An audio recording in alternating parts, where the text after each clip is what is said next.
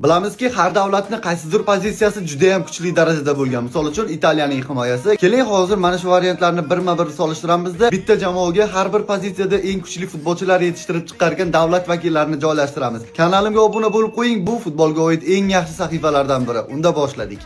Xo'p, dastlab darvozadan boshlaymiz. Darvozaga men Germaniya vakillarini qo'yib bergan bo'lardim. Ya'ni o'sha Oliver Kahn boshlab bergan futbol maktabi, Oliver Kahn, uni davom ettirgan Manuel Neuer va keyingi davomchi Marc-Andre ter Stegen. Himoyaga esa so'zsiz Italiya vakillarini joylashtirmasak adolatdan bo'lmasdi. Butun futbol olamida, butun futbol tarixida o'zining himoyasi, dong'i ketgan himoyasi bilan nom taratgan Italiyaning himoyasi juda ham yuqori darajada bo'lgan. O'sha Paolo Maldini, Franco Baresi, Alessandro Nesta, oltin to'p sohibi Fabio Cannavaro va ularning davomchisi bo'lgan Giorgio Chiellini va Leonardo Bonucci. Shubhasiz bulardan kuchliroq himoya armiyasini topa olmagan bo'lardik. Yarim himoya chizig'iga esa juda ko'pchilik Ispaniyani xohlashi mumkin, ammo ingliz vakillarini qo'ygan bo'lardim. Ha, Angliya terma jamoasining futbolchilari David Beckham, Paul Scholes, Steven Gerrard, Frank Lampard.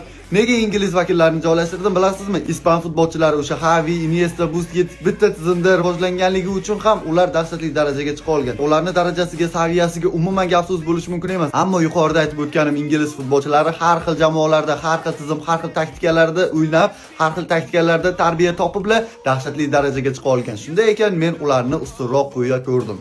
Xo'p, hujum vakillarini esa albatta Braziliyaga topshiramiz. Braziliyada dahshatli futbolchilar boshidan yetishib chiqqan, o'sha Pele boshlab bergan bo'lsa, qolgan futbolchilar uni davom ettirgan. O'sha Pele, Romario, Ronaldinho, juda ko'pchilikni ta'bir bilan aytganda eng kuchli 9-raqamli hujumchi fenomen Ronaldo, Neymar, hozirga kelib Vinicius, Rafinha, o'rtada bir Adriano degan dahshatli yulduzlar chiqqan. Shunday ekan, qo'rqmasdan hujumni Braziliya vakillariga topshirsak bo'ladi. Murabbiylar shtabini esa ispanlarga topshirishdan boshqa ilojimiz yo'q do'stlar. Chunki ispan murabbiylari hozir jahon futbolini boshqarmoqda deb bemalol aytishimiz mumkin. Pep Guardiola, Luis Enrique va bir paytlar yorqin taktikalari bilan tanilgan Vicente Del Bosque. Xo'sh do'stlar, sizni ham o'zingizni mana shunaqangi tanlovingiz bormi? Kommentariyada qoldiring. Buni barchasini ko'rib chiqamiz va ajoyib tarkiblarni tuzamiz kommentda. Boshladik do'stlar.